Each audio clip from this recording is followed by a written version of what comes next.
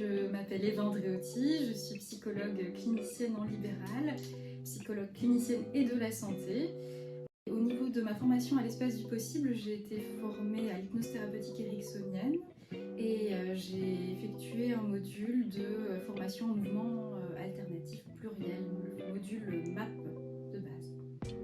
Alors les outils que j'utilise avec mes patients suite à la formation, c'est vraiment des outils issus des thérapies systémiques brèves, par moments l'hypnose conversationnelle, par moments les mouvements alternatifs pluriels. Je pense qu'il ne se passe pas une journée sans que je pratique les mouvements alternatifs pluriels. Alors l'idée initiale, c'était pour entamer cette formation de développer vraiment ma boîte à outils de psychologue pour pouvoir aller sur un versant vraiment plutôt psychothérapeutique avec une approche tournée autour des ressources des patients, autour de leurs objectifs, pour pouvoir définir, approfondir ce qui peut être de l'ordre de leurs objectifs, pour pouvoir les accompagner au mieux dans le respect d'une temporalité qui leur convienne, avec vraiment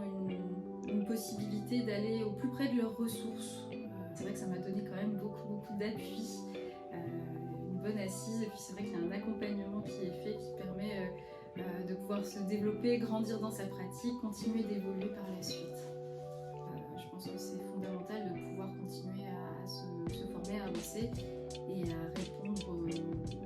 besoins des personnes qu'on accompagne, en tout cas de la façon la plus éthique, la plus déontologique possible. Et à ce titre-là, je pense que les formations, notamment celle de l'espace du possible, viennent répondre à ce besoin. Enfin, je pense à certaines personnes qui viennent consulter et puis qui, après une session de mouvement alternatif pluriel, vont pouvoir avoir tendance à dire si j'avais su, je serais venue plus tôt. Enfin, vraiment en se réassociant à leurs ressources, à leur expérience, et avec vraiment parfois des idées aussi très concrètes d'action par la suite pour pouvoir aller vraiment vers leurs solutions. Il y a une chaleur à l'espace du possible, un sens de l'accueil, un sens également de la personnalisation des accompagnements en fonction, et des formations en fonction de ce dont on a besoin, qui je pense qu'il est très spécifique,